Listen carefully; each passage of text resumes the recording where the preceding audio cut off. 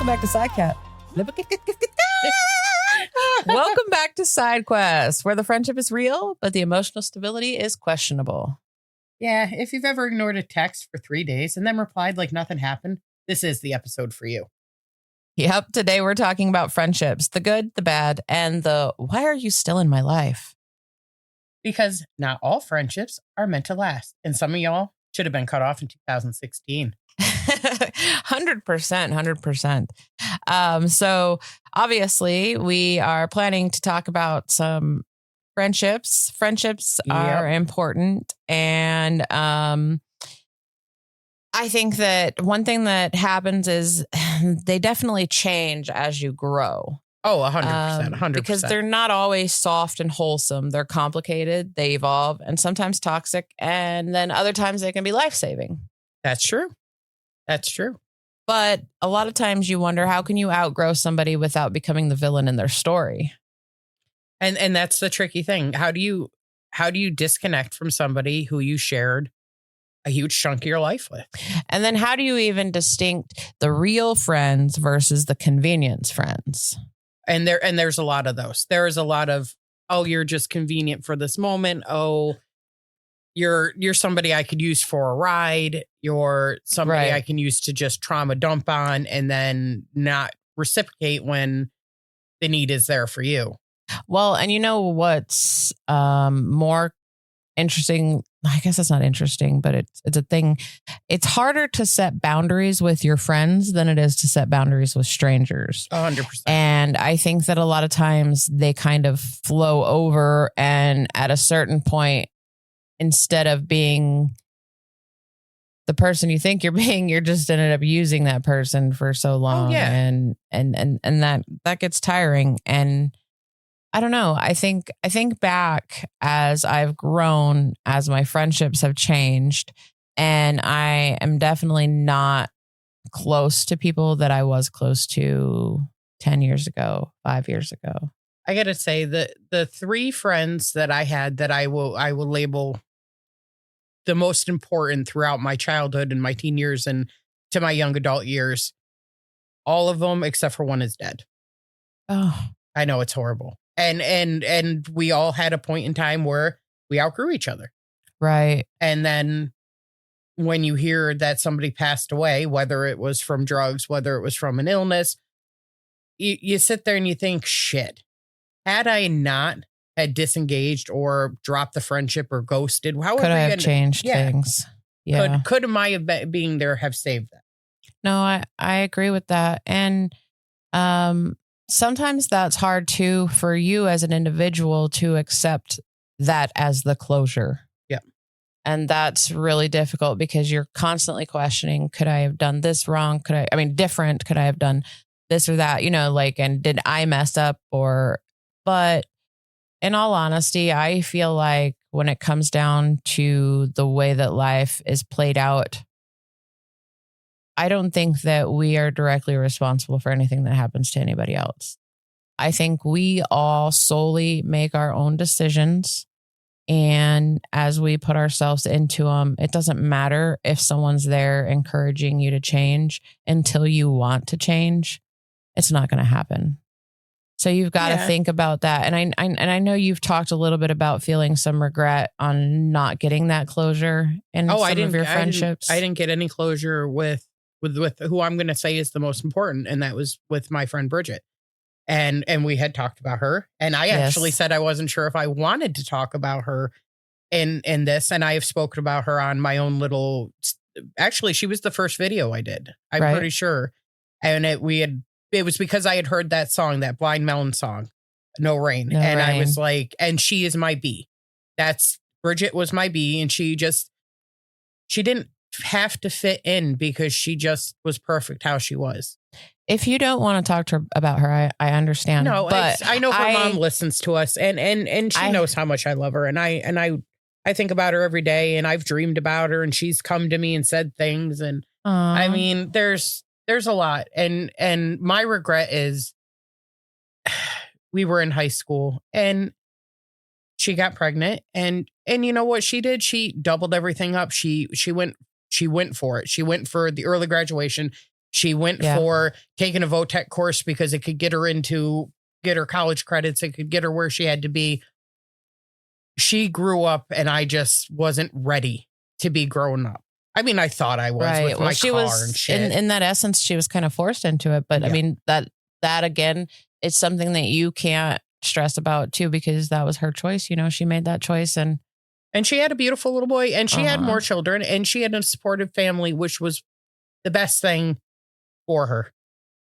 Was she had a wonderful mom that was there and a wonderful dad and my brother and sister and everybody, like the whole family. And I can remember spending summers there and I never felt like I was out of place. I always felt like, whoop, I'm another child. Here I am. And it was never not that I wasn't going to be there. They're like, oh, it's Friday. Kelly will be here. And it just, it was always like that. I mean, and it was a lot of fun. I had a lot of fun and a lot of my memories are included with Bridget and her family. And it, like I said, that was like a chunk of my soul that I'll never be able to get back because she's gone now. Yeah. But you have her, like you have those pieces of her too. You know what I mean? Like, I know that it's hard to let people understand how this person affected your life. But I have to tell you guys, just last night, I told Kelly that I love to hear her talk about this woman because she does. She lights up. It is obvious that Bridget made an impact on her. She did. And she did. I love to hear Kelly talk about her because it really is like the way that she just lights up. It's great. I don't know. It's different whenever you see that in someone and you can tell that there was a person that they really loved. And I know. And I told you, what did I say to you not that long ago? I'm like, you're like my other Bridget. You're my second half Bridget. And I found that other person and that's what I needed. And I needed to make sure that I could find, I don't know. I just vibe with you like I vibed with her. Right. And I am always smiling when I'm with you. And we're always like doing fun stuff. And it just. It's just because we're both weird. We're on the same level of weird. I mean, I got to say weird stuff or I'll die. I mean, I need that shirt that says that. And that would be, and I would wear it pridefully. I need to say weird shit or I'll die.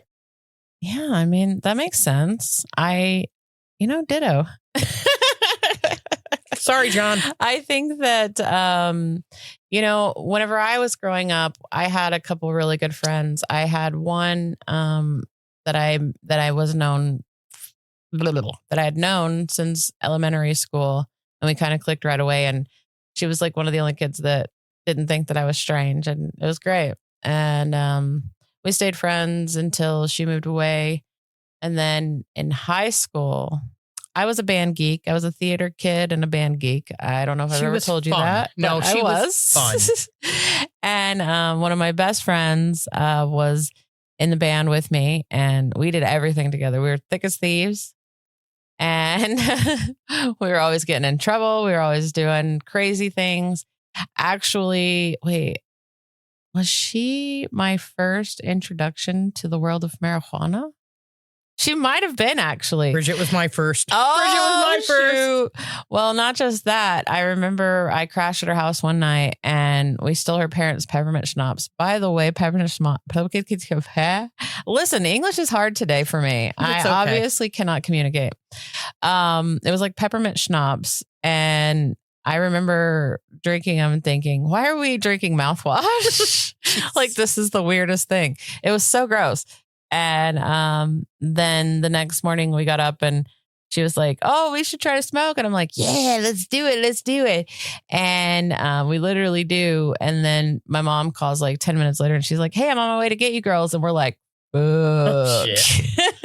I will never forget the way we tried to like run around the house outside. We tried to like sweat it out. God. And my mom just shows up, and it was hilarious because every time I'd pull down my mirror in the front, I'd catch a glimpse of her and she'd make a face at me, and then we'd just start giggling. So, I mean, I don't know if my mom really knew. My mom does listen to us. So yeah, Mom, I wonder, did you know that day you picked up me and Nina? She was like, is it worth it calling them out? And the other funny thing too is, as I've found that more people are listening to us. Some of the people I went to high school with actually messaged me last week. Unfortunately, we did have a classmate pass last week, and it's very sad, but it does bring everybody back together. I mean, I'm not saying, but like, well, it's a good thing we all come back together. No, that's not what I'm saying. I'm saying, but it does tend to bring people back together. Because you start reaching out because you're like, oh my gosh, you know what? Like, I wonder so what young. happened to, or now I want to just look up real quick because I remember so-and-so and right. You know, And it's don't want to have that regret of not messaging you and being like, hey, how's life? You know? Yes, exactly. And a lot of us have been like, oh, it's been so nice to catch up. It really has. Just let you know you've always been a good friend to me. Like, it's weird because you don't think about those things until tragedy happens and you start to go, whoa, we're not 18, 20 anymore. we're getting old. Yeah. And it's not always just, I mean, suicide. We've had some of those. Yes. Which is horrible to think that somebody had been struggling and they felt they couldn't reach out. And then it goes into, where'd the friendship go that you felt that you couldn't reach out and say, hey, I'm struggling, and just end it there and have somebody reach out and be like, I'm sorry, what can I do? How can I help? And I mean, maybe that you can't, but just knowing like I had a chance to reach out and somebody reached back could be the whole thing that saves you from doing whatever you were going to do. Right. And I had somebody on Facebook, and I'm not going to say their name or anything, but they had posted that they were struggling, and I just messaged, I said, I'm here and how can I help? And they were like, look, I'm really feeling suicidal. And I'm like, okay, this is not for nothing, out of my spectrum of being, exactly. Because you don't know how to coach them. I don't. And I just said, I'm here. Where are you? And they said they were home, and they said where they were, and we're not close enough that I could, and I don't know this person well enough to just show up at their house. Right. But I said, is there anywhere like you could meet me and the two of us could meet halfway and we could have a coffee and you could tell me what you're doing? Like, I know I don't know you, but I want to make sure you're heard. Right. And maybe it was enough. Because sometimes people just need to talk. And they did. And they kind of gave me a rundown of what got them there. And I was just a listening ear. I said, look, I can't offer you any therapeutic advice except for the fact that if you want to yell it at me or vent it at me or whatever, I will let you vent it right to me and just be that punching bag, so you don't do something scarier. And the thing that I've realized is a lot of these times whenever people do attempt to take their own life, it is a momentary thought. It's not, I mean, you might think about it and think up to it, but like it's so impulsive. And once someone's mind is made up, it's so hard to distract them from that. But if you can just be an ear, because sometimes they just need to talk. Yep. Sometimes they just need that. And I'm hoping everything went well. I didn't reach back out. I figured if they needed me, I made my position open that like, I'm here if you need me. There you go. Yeah. And you don't want to be like invasive, but you want to be supportive. So it's hard to draw that line. Now, here's a question, and I'm sure other people have thought, have you ever gotten to that stage? I have. Same. I have.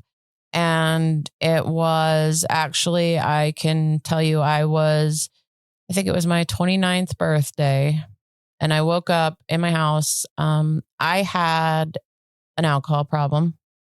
I really did. I was just drinking myself into a deeper stupor, and I just woke up and I cracked open a beer and I said, shit, it's my birthday and there ain't nobody in my house. I'm all alone.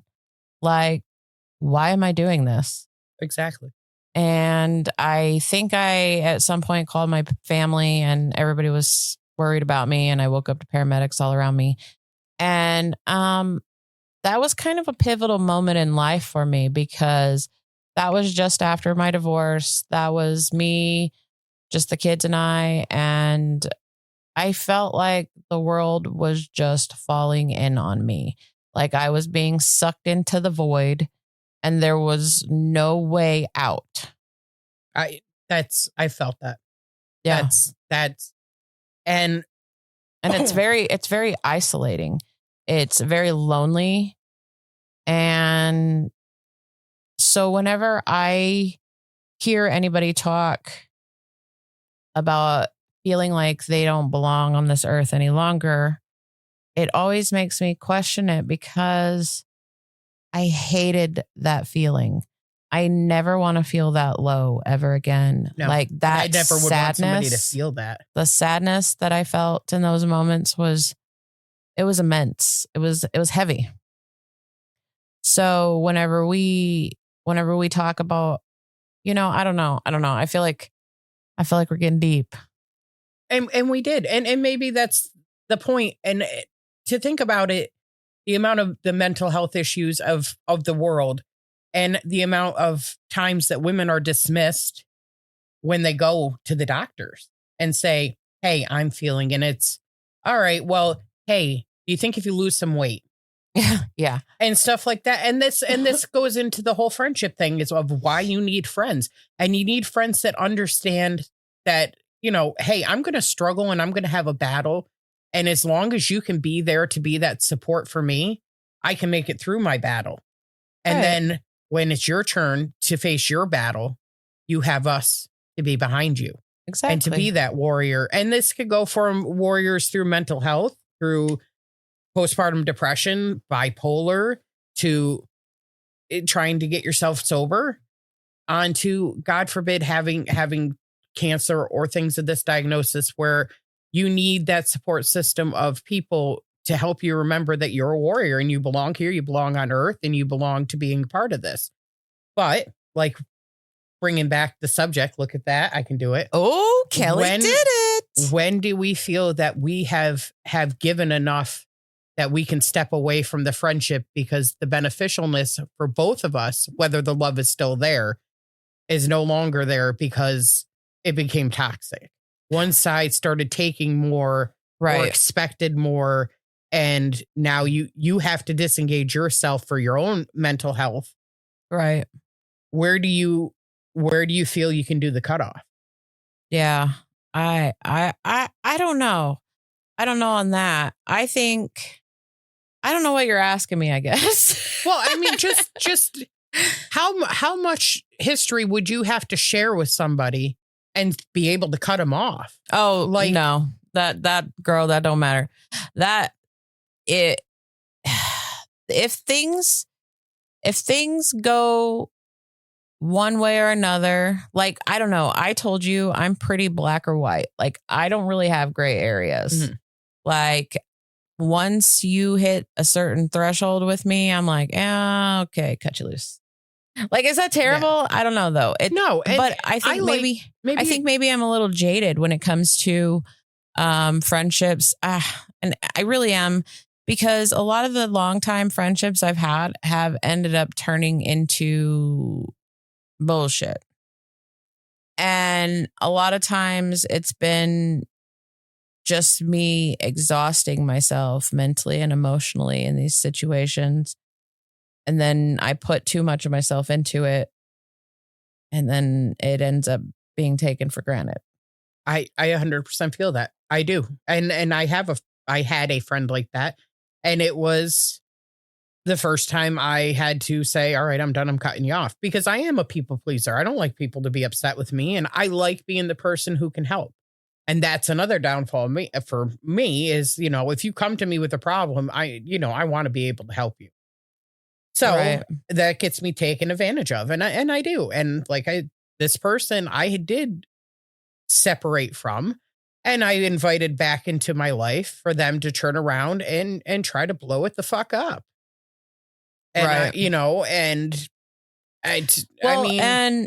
there is, like, we could just call them red flags among friends. Yep. You got to think about those things, like those people that only call you when they need something. There is people that are constantly in competition with you, that competitive energy, like, oh, I don't have what you have, but I want it. And, because you can feel that energy off people whenever they aren't celebrating your wins and they're more envying your wins or trying to point out how they have something better than what your win was. Right. That those competitive, me. That's that competitive energy. Yeah. That's what I'm talking about. And I'm not one of those people that needs to feed off of it. I don't really care. I mean, I have what I have and I'm happy with it. I worked for it and I earned it. I don't care if you have more. than me. I'm happy you do. Great. That's maybe that's the difference. Like they just don't want me to have more. Right. But well, and then you got to think about the other friends that you have that can completely trauma dump on you constantly. And then the moment you're in crisis, they're gone. Where are they? Gone. Exactly. That, like, those kind of things, just that energy is not for me. Like, I'm somebody that just, I'll be here for you. I'll be there for you anytime. But I ain't gonna like break my back for you no more. Yeah. That's terrible. But I mean, that's what I've gotten to in this world. Like, I feel like so many times I had a friendship that was almost 20 years. I think we were going on our 18th year. Either way, we've been friends forever. And then once she moved in with me, it was like everything blew up. Because we were completely opposite of probably what either of us thought we were. Huh. Because I don't know. I feel like a lot of times the friendship wasn't mutually served, if that makes sense. No, I understand what you're saying. And it's harder when you're like living together. Now it's full time. Right. You almost drop that sort of persona, that friend persona that you had because you're in your own home. You want to be you. I don't, you want to just, maybe I do want to just come home and rage out and eat frickin' cookie dough raw and not, do anything else. And my friend has never seen me do that. So then they're like, oh shit, what the hell is this? Right. Mm-hmm. And it brings out, this, the difference in somebody else. And then you realize, crap, we are not really compatible. Right. Well, I think that we should talk about how we became friends. Well, that was Miss Joni. Well, yeah, but I think that we actually probably have met at other times over the years, but maybe we've just not realized it. Have we? I feel like we probably, I don't know. You have a pretty good memory when it comes to stuff like that. So maybe we haven't. I remember you wearing that dress at Lewis's funeral. Is that weird? I still have that dress, I think. No, you gave it to me. Oh, I did give it to you. You're right. But that's when you showed it to me, I was like, nope, I remember where I first met you. But it wasn't like a meeting. I think I just kind of shook your hand or whatever as we went down the receiving line. Okay. And then I had gone to talk with Joni and she had mentioned you then. I do remember her saying, who I really think you would like is my daughter-in-law, Jen. And I thought Andrea was you. So I was like, oh, all right. Hey, yeah, I shook her hand, whatever. I'm really sorry for your loss. The things you say. And Lewis was the gentleman who sat in front of me and both him and I would doze off in church together.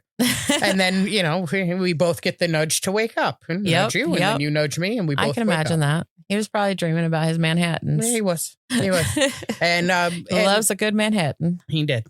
And Joni was she's just fantastic. I know. She is the most fantastic little lady I've ever met. And I love spending my Thursdays with her and listening to her tell me all this stuff. And she shows me different things and pictures. And it's like the best part of my week. Well, except for when I get to hang out with you. Because I'm awesome. Mm-hmm.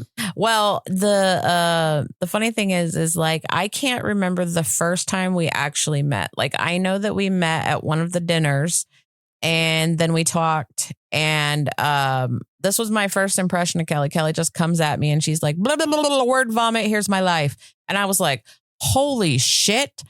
I thought I overshared. Oh my God. No, I remember. It was at the that craft show. The one where I was running. It was the bazaar. Because I was running the lottery thing. What the hell was that called? And I went, I'm not going to, like, Kelly, I told you I'm an honest person. I came home and I told John, I said, I don't know if we're going to be the type of friends she thinks we're going to be.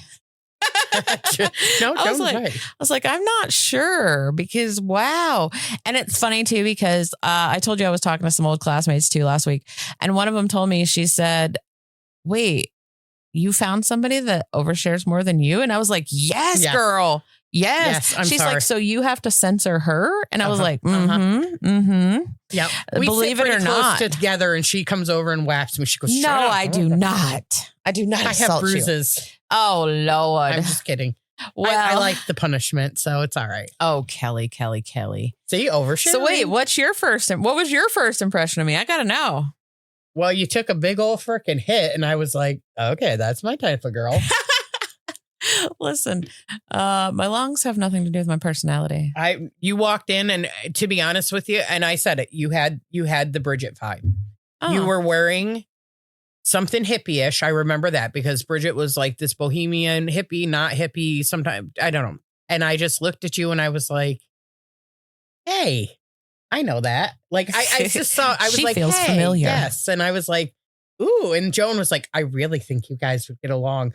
And it was like, but then the whole church thing threw you because you're like, yeah, I know. I was like, I don't know about this. I don't need me pushing on me and with their Christianity and whatnot. I am so pushy with that Christianity. No, I'm glad you're not. Thank goodness. No. Everyone's free to believe what you want. It don't bother me. You want to join me? Great. If not, whatever. I don't care. I agree with that. I support other people's opinions, and if I don't agree with them, that's fine. Yep. It doesn't bother me. It doesn't make or break a situation. Mm-mm. Well, I don't know what I'm trying to think of the moment that I was like, oh yeah, Kelly's my person.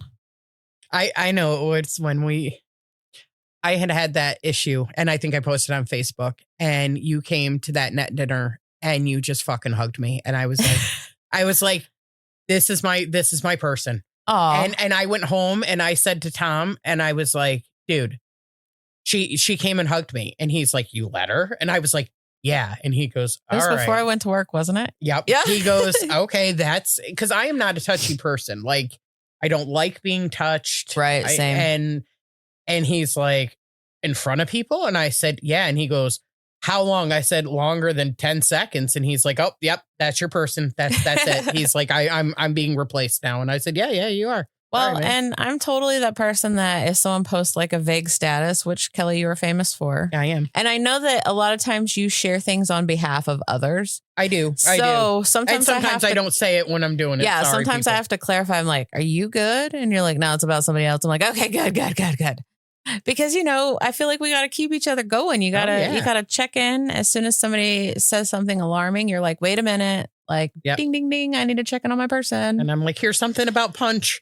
That's my first thing now. Anytime I see anything. Oh my about God, Punch he's so stinking cute. He's so stinking cute. I'm telling you, we're gonna start a little fund, and we're a little just gonna fundraiser save so up. we can go see Punch. Yes, because you can hold him and he waves and he has a girlfriend and he shares fruit with his stuffed animal and it's adorable. It's adorable. He's stinking cute. I agree. Well, I mean, we did discuss a lot of the red flags that we see in friendships, but what are some of the green flags that you... It was you coming to hug me at that meal. That was the biggest green freaking flag I ever saw. And I was like even my kids were like, wow. Because like, I don't know. I stiffen up when people touch me. I don't know why. And no, I wasn't abused because that's the first thing everyone says. They're like, oh, were you abused? I'm like, no, I just am not a touch person. Well, sorry. And I think that is, that's something that's important. Like somebody who can tell when something's wrong before you even say it. And that was you. And then someone who just shows up, like that's important. I think that's very important for me. Someone who can just show up, period. Like you show up for me. I'm there. Like, and I loved it. I just the other night I text Kelly and I'm like, hey, you want to go out to dinner tomorrow? And she's like, hell yeah. So we all went out as a family and took my mother-in-law out and it was great. And I have to tell you, like, I cannot express to you how much it means to Joan for other people to want to socialize with her. Oh, I love it. Because she loves to socialize. She does. And we shared sushi and they served it to us in that boat. And that just made my kids' frickin' day. Right? Like, the amount of pictures of she that looked boat. So happy. And then she sent it to her friends and now I have to take them all. And I'm like, all right, hey, I'm down to take you guys if somebody's paying for me. Because I got to throw you guys all in my car, right. But it was good. It was good sushi. I was very surprised that it was the quality it is for how far inland we are. Yeah, I know, because we're just, in the boondocks here. Yeah. And Kelly got this awesome ramen, and the broth in the ramen was phenomenal. So porky. God, we need to just go eat all the time. That's what we need to do. This is how I ended up a fat girl. Yeah, I know. I love to eat. No, we could do that. Why not? Then maybe they'll sponsor us. Yeah, one hand washes the other, and we do need some sponsorship. I could use some more sushi in my life. That's for sure. Well, another green flag for me would be someone that is my little cheerleader. Like, they hype me up no matter what. Like, I could have the dumbest idea and they'd be like, yeah, let's do it. Totally in. Let's go. I think I did that when you're like, want to start a podcast? And I'm like, I'm there. Let's go. And yeah. And anytime, like when we're talking about stuff and you're like, hey, what do you think of this? I'm like, holy shit. Like, I like that. Like, let's do this. And we back and forth. And I don't feel like anything you say is not worth me saying like you're amazing, because you're amazing. Oh, I think you're amazing too. Well, and you know what else? My favorite thing with somebody that is always a green flag for me, somebody that I can just sit in silence with and there's no awkwardness. And then you can also have a conversation. You can pause and have that quiet moment and then continue the conversation. Yeah. It doesn't matter if it's been like an hour or it's been like a month. You could still continue that conversation. I love that. That's a big green flag for me, because somebody that understands how my mind works and that I can't maintain my concentration at all times. Perfect. Oh, yeah. And I am notorious for starting a conversation in the middle of my thought. And you already know that. And that's why you have John. You're like, here. What'd she say? It takes this man like 3 minutes. He's like, here's what she means. It's not so much that. Like, I'll try, whenever you tell me something, like I'll try to connect how it makes sense with the topic. And I'm like, okay, wait, never mind. I see how she sees this now. I just feel like you see things from a different perspective than I do, which is nice, because then we can bounce off of each other. And I like the way that we operate, because even though you segue and you go off the rails sometimes. Look, second breakfast, I'm a hobbit. Still, at some point, there's been times whenever you've just started talking about something and I'm like, oh, I didn't know that. And then I get stuck in that. And then we're both in that loop of just constant because we do repeating ourselves. We do actually talk about the topic we are going to speak on. And we have cohesive thoughts back and forth. And then I apparently hobbit out of the thing, and then she's chasing after me like freaking Gandalf and smacking me. You're just going after the ring. Yeah, I'm sorry. I keep putting it on, taking it off. Sorry. I disappeared.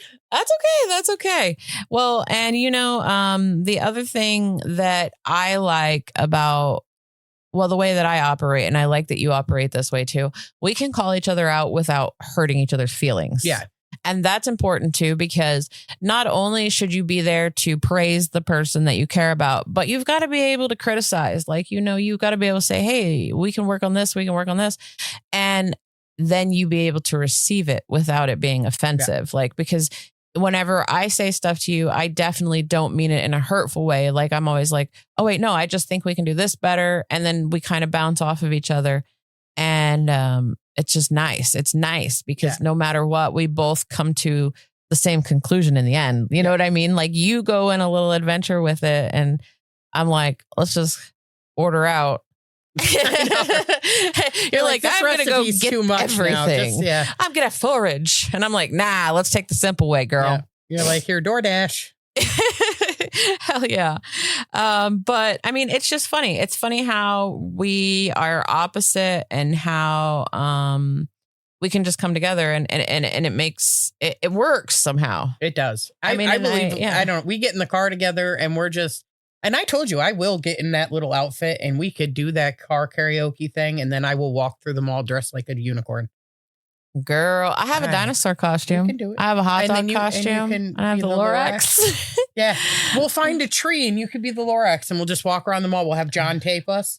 We'll make it a whole episode, people. Come on. I think I might have shared my pictures in my Lorax. Did I share my pictures in my Lorax costume? You did send it to me. Yeah, because your daughter was like, I think I might have shared them online too. And I had to do it. Like, okay, so just a little background quick. Sorry.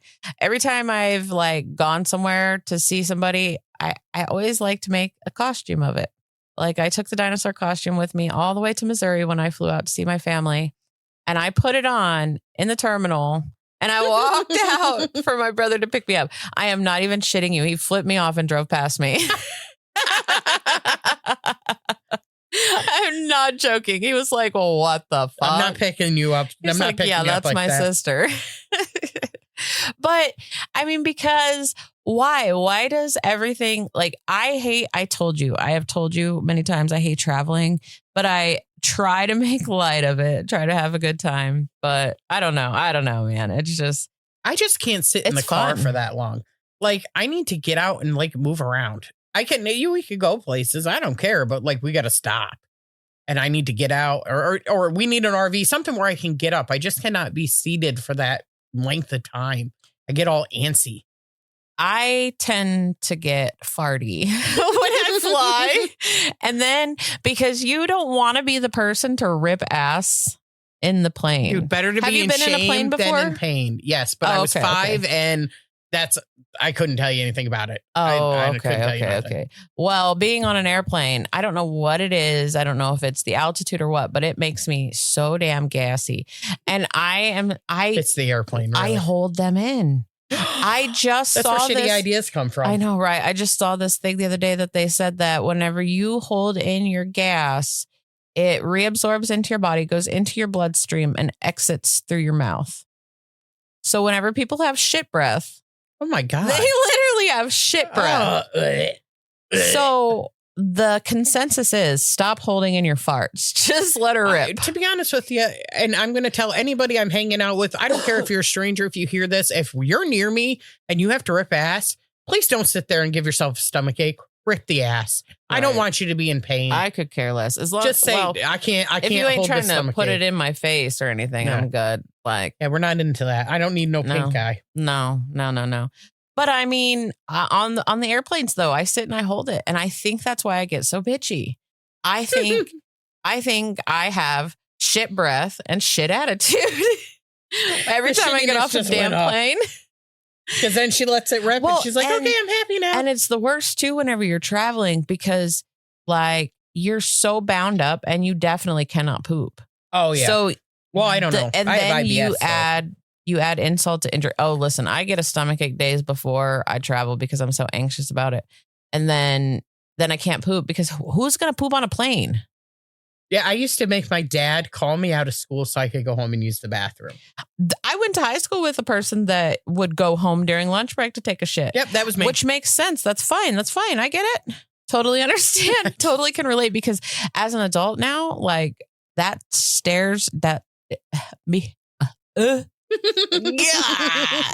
I'm telling you, I cannot speak today. The bathroom downstairs, there's something about that toilet. Like as my butt settles into it, maybe I've just used it so much that my butt has taken on the shape of the toilet. Either way, it's just the perfect toilet. And I don't even have to I can just sit there. Like I told you, sometimes I like to just sit in the bathroom. I don't have to go. I can see John being like, why'd you go downstairs? There's a bathroom right there. You're like, yeah, it doesn't caress my butt. And he loves this toilet upstairs and it's very short. So you feel like you're going to fall down when you sit on it. And then your legs are like up, and not just that, but the seat itself is small. And it's like I don't know how to explain it. It's just not the same. And not just that. Hold on. It is also, I think, not ceramic. What the fuck is the bathroom stuff made of? Porcelain. Shit. It's porcelain. So whenever you sit on it, instant freeze. Oh, God, yeah. Oh, and it's like, as soon as I've sat on that toilet, because I'm like, everybody knows. They're like, oh, mom sat on the toilet. I hate it. I told John, I was like, I need like a heated seat. He used to get up in the morning before me and use the bathroom. And then he'd be like, I warmed it up for you. Yeah. I mean, it's weird. It's weird. Hey, look at me bringing it back one more time. I know. I was about to bring it back myself. So we were talking about different friendships and stuff. So what about the friendships that never started? The thing that never started? And I'm going to bring this up. And the only reason, what do you mean? Like where you started chatting with somebody and then all of a sudden you kind of both just like ghosted each other and nothing ever came. But like the start of it was like a nice spark that it would have been a great friendship. But then you just both kind of were like, oh, ghost.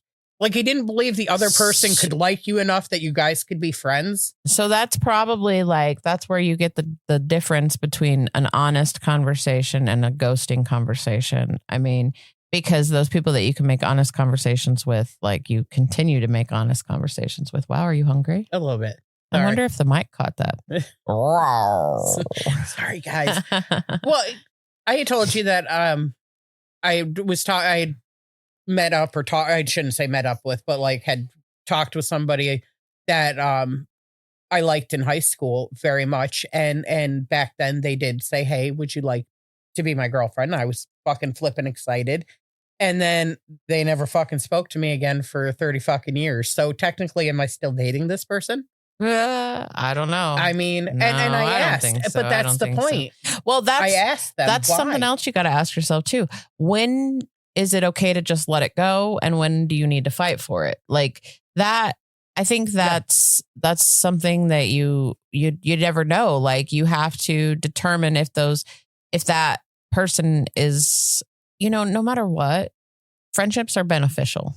Well, like. No, mutually, but the important thing is for it to be mutually. Like you like how I'm holding my friendship in my hand right here, yeah, like a sack of balls. Like friendship. Friendship is like it's supposed to be a mutually beneficial relationship. Like, and I believe that that's true. Like where I don't have this one quality, you have this quality. Where you don't have a quality, I have that quality, and I love that. I love that you can bounce off of people, and you have to determine to yourself at what point do you let that person loose or do you keep them? And like I don't even know if there's a fine line, because I've had people that I've separated from and then start talking to, and then they were like an amazing person. I was like, holy shit. I didn't where even the know hell was that person when I dropped you? Exactly. But then where is it? Like, I'm going to say at that point in time with this person, it was a fear thing, because neither one of us were going to admit that we really liked the other person, because you just didn't do that at fucking 15 and 16. I mean, probably took up all the courage to frickin' even get to the point of saying, hey, do you want to date me? Or whatever the fuck we were going to do at fucking 15 and 16. But just to think about it. And I mean, it just the thought process of like, don't you ever wish you said it? Say the thing that you should have said. Yeah. Say the weird thing. Say the weird thing. I just told my kid that the other day. I was like, you know what? Fuck it. Say the weird thing. You know what I tell my kids all the time? Having a weird mom builds character. It does. It really does. And having a mom that screams out, I love you, Chef Yummy. And that's for you, Faith. So that her chef hears it. And now she is called Chef Yummy. Chef Yummy. Chef Yummy. I'm going to start calling her Yummy Yum Yum. Oh, I'll be like, hey, little Yummy Yum Yum. We had a whole song when she was a kid. About yummies? About how she was yummy because she came from my tummy. She made up the whole song and she performed it, and we had all the Elmos, and she set them all up and she made them go off, and she sung the song. And it's the cutest thing.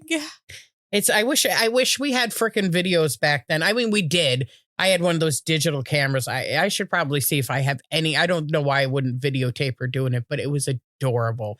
She would put on the little fake high heel things and her fake jewelry. Oh, that's what Jasmine did too. And she'd sing the whole song for me. I love that. Yeah. That is the cutest thing. She wouldn't admit to this now. Did you ever take videos of it? I feel like I would have videotaped it. Like she would put on a little show. How freaking cute. I love it. I do have a picture of her and her kissing her brother's cheek and him not knocking her out, which is pretty nice. I'll have to share that one. Well, what do you think that as far as like as friendships diminish or dwindle away, or you break up, can you call it a friendship breakup? I guess you can call it. I mean, it's kind of an underrated pain, because there's that weird grief that no one talks about after you lose that friendship. Like, you think, oh, I should tell such and such this. And you start to go talk to them and then you're oh, shit, but you can't. We're not talking anymore. Yeah. So there's a difference between growing apart from someone and them betraying you. And I think that's and I've been betrayed. Oh, yeah. Same. I've been betrayed. And same. And I would never. And the thing is, I could never do that to somebody. And that's the part that bothers me. Like, I know stuff about people that could ruin them. And I mean, I'm not saying like ruin, like legally, just like ruin their life. And I just couldn't do it. I know stuff about somebody I've known since high school. And I mean, something that I never should have ever heard. And and it was taken in during a fight with their family. And I just happened to be there, and I never said a damn thing ever. And this person had betrayed me. Right. Numerous times. I'm the same way too. And I still have never shared still keep their secrets. Yeah. Yeah. And I have been, I've had times where I have to ask myself, am I perhaps the toxic friend in this situation? Because there's been times that I have been a bad friend for sure. Yeah. And then there's other times where I think that the truth ended up making me look toxic, because there's been a lot of situations where I said to someone, understand that I'm not going to lie for you. If I'm directly asked about something, I'm not going to lie. Yeah. Like, and I've made that very clear. Like, if somebody was directly asking me, then I like, if I know the truth or I know something, I've got to speak it. And it's not in a malicious manner, but it's just me and how I function. Like, I don't, and I hate to be asked directly about something that I know anything about. Yeah. I mean, and it's bit my ass in work. It's bit my ass in friendships. It's bit my ass in relationships. But it's impossible for me to just not say what I know. And I don't know. And it's never like a tee hee hee, I can't wait to share this. No, it's you're at a point it's like where this impulse within me that I can't, like, I have to say what I know. And the issue being when you cover for somebody else, and we've all done it, then you're part of this lie that you have to remember forever. And I just don't have enough brain space to frickin' remember a lie. I can remember what happened because it happened and I saw it. Yep. I can't remember the lie. So I suck at lying. And the people are like, well, you could just, you could do this and just lie about it. Well, no, I can't, because I can't. And the same with the compulsion, like the verbal diarrhea that I just have. I have verbal diarrhea. I like to share. It's okay. I don't like to lie, and I like to share. Well, like when I first met you, I was like, oh my God, she's an oversharer. I don't know what to think. But now that I've gotten to know you and I know like more of the background with you, it doesn't feel like an overshare to me. Like, I feel like there's a time and a place, obviously. But, I don't think my other thing is, you ever notice I seem to pick up, I'm not going to call it my friends here. I'll use friends in a broad term, strays, but I pick up strays. Oh, same. We go anywhere, and I have a compulsion, and I don't know if other people do it, but it's my point of putting out kindness into the world, kind of like the mom for a minute. Yes. I like to at least walk in someplace and pick out 3 people that I'm going to say something kind to. So I might walk by and be like, oh, I really like your shoes, or, hey, that's a really nice haircut, or, hey, I really like your bag, whatever. 3 people anywhere I go, because I just feel that saying it and other people hearing it, plus the person who's receiving the compliment, it could change your whole day. Because you're like, man, that was kind of nice of that lady. She didn't have to say anything about that woman's shoes. And then later on, you're saying it to somebody else. You're like, hey, man, that's a really nice bag. Or, hey, I really like your pants. And then it escalates. Didn't we just talk about this at dinner the other night? Maybe we did. Oh, yeah, because the girl had sparkly cowboy boots on. And I was like, oh, my God, I love your boots. And I was like, I like sparkle too. And I showed her my shoes. And generally I have that conversation with children under 7. Yeah. But she was wearing sparkly boots, and she was a college and they student. were so cute. They were. She was.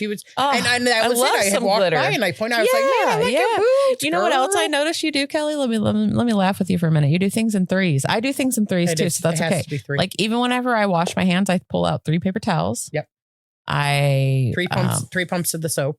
Oh, I don't usually do the soap. I guess I should wash. Fingers, I do my fingers. I wash up here. Three wash times my around. fingernails. 3 times around. Yeah. Yep. What? I don't know why is that? Why is it 3? Why do we feel like 3 is the I defer to my left number as well too, but I'm right-handed. Oh, me too. You know what? I just said that the other day. I drive with my left hand, but I don't even trust my left hand to write a sentence for me. But I'm putting my life in there. Yeah. I was holding my kids left-handed. Never right. Right. Oh, never me too, because you need your right hand, your dominant hand, to do your things. Okay. Oh, man. Maybe that's why your opposite side is always more, maybe it's more paternal, maternal, whatever you want to, however you want to do it. Right. And, even whenever I was in beauty school, I could cut hair with my left or my right. It was weird. Yeah. But I don't write with my left. I don't know. It's very, very weird. Faye is left-handed, and she'll use both hands at times. She's ambidextrous. That's cool. Not all the time. And she's more dominant with the left, but like I've noticed she had done it because it was easier in school. Does she write like this too? Like with her arm bent? I don't know. Both my kids write like serial killers, and I stand You're by like, that. oh my God. I don't even care. And the It's way typing. that, like, I've seen people left-handed that they hold their pen and they're like, I don't know how they do it. It always like maybe that's why she can use chopsticks. I think that's can't. why they do like this, so that way their wrist doesn't rub on the ink. It would make sense to me because I wouldn't want the ink all over my palm. Yeah, I feel like you'd have. Wow, we're gonna dive down a rabbit hole of writing backwards, and we're gonna end up like, I don't know, summoning something to hang out with us. But you know, shit, we've been recording an hour already. I couldn't believe it. We're pretty good. Well, I think that I don't think you'll have to cut much out. No, I don't think so either. The other thing that I was going to say that happens whenever you're in a friendship is a lot of times there's miscommunication. And I think that it's important to be completely honest with people and, you know, avoid miscommunication because that leads to a lot of issues. So you like it when I say, I have to poop before I come over. Please give me 25 minutes. I do. Okay. I like it. Yep. I like just direct. Just tell me how it is, girl. I don't care. Because let me tell you, this is Jennifer. Normal day, Jennifer. I wake up and I'm like, all right, what am I going to do with my day? Okay. I always know Mondays we're going to be doing this. No big deal. Yep. I have another friend, Lovey Robin, by the way, that we hang out every morning and we play Fortnite together because I am a Fortnite goddess. She is, and she twitches, right? Yeah, I haven't twitched in a long time. I know, honestly, throw your gamer shit I probably out there, should, but you know, yeah. If anybody wants to add me on PlayStation, I'm Captain Farts a lot. By the way, getting a PlayStation on Thursday. You're getting a PlayStation? Yes. My daughter won't shut up about some game called Detroit or I don't know anything about that. And she went on for 25 minutes and then the guy's like, well, I have one, but it doesn't have a hard drive or the one where you can put a disc in. And then he's like, but literally listen to your mother and wait for $20 more. You can get one with a hard drive for $40 more. I can give you the one with the highest. Right. Whatever. So he's like, listen to your mother. I will put it aside for you. Even to that point, like, he's like, don't, because she wanted to take money out of her savings. And I was like, no, I will just, Lord, yeah. I will give you the money and we'll work it off and you're not taking from savings. Do you know how hard it is to get other people to save money? Yeah, I am having a hard time. Faith, start saving your money. Let your mom buy you stuff. Oh, Lord. I say that, but I can't save any money. So figure that one out. Well, I think something that I want to hear from other people, I want to know, what is the pettiest reason you stopped being friends with someone? Yes. And then you should make a poll. Let's make a poll on it. We'll take everybody's things and we'll make a poll and let the public at large with nobody's names, but just give us some things and we'll make a poll and we'll see how many people have had the same reason as you of why they got rid of a friend. I also want to know what's a friendship red flag that you've ignored too often. And have you ever outgrown a friendship and felt guilty? You know what? The second one you said there, I'm going to say the constant need for rides, but like never the, let me toss you $20. Like anytime somebody gives me a ride, my first thing is, here's $20 for gas. Like, it doesn't matter. That's just how I am. Please take my money. I will hide it in your car if you don't, because you're doing me that favor of taking me somewhere or doing whatever, especially if I have to go somewhere and you have to wait for me. Well, I think that something that we should always consider is that your friends group should always evolve as you do. Yeah. Not all friendships deserve closure. We know that. We've realized that. Some friendships, they're just seasonal, and that's okay. I mean, sometimes I feel like I've had times in my life where I've had people for a season, but I think there was a reason. Yeah. If that makes sense. Season for a reason. You're there to help them through something and you may not benefit, but at least you did the right thing with that person. And they may have just benefited from knowing me for that chunk of time and it helped them. And that was my purpose for that point in time, was to ensure that they were able to make it over whatever hump that they were on. Yep. And then the other thing I think that is important to note is friendships aren't about who's been around the longest. They're about who shows up consistently, honestly, and without conditions. I think that 100%. that is a big thing. Yeah. And before we touch off here, or however you want to end the thing, Mom, for a minute, this is what we're talking about. You're not a toxic friend. You're not anything but just a gentle word to somebody in their time of need. And even if that is your only reason for the season with them, it could be the thing that saves somebody's life. So that's how I look at it. And we talked about the different form letters that people could use from, because there was some stutter of how do you get started on something like this, or what are appropriate things to write. And you and I have been discussing working up different little quips that people can use to come off of if you're having a hard time figuring out how you want to start a letter to somebody you don't know, because you are writing to a stranger.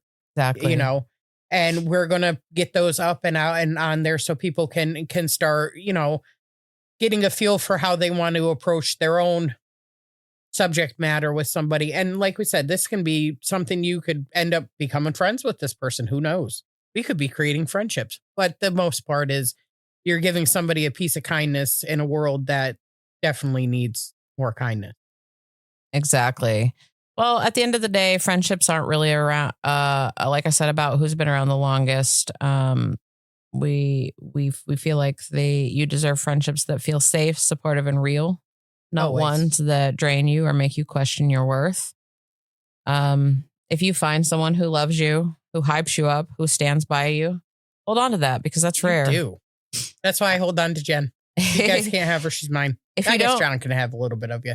Yeah, I'll give him a little bit of me. Well, if you don't have that one person in your life who loves you and who stands by you, just remember, don't settle, because the right people will find you. They will. And so protect your peace, choose your people wisely, and remember you're allowed to walk away from anything that doesn't feel like love anymore.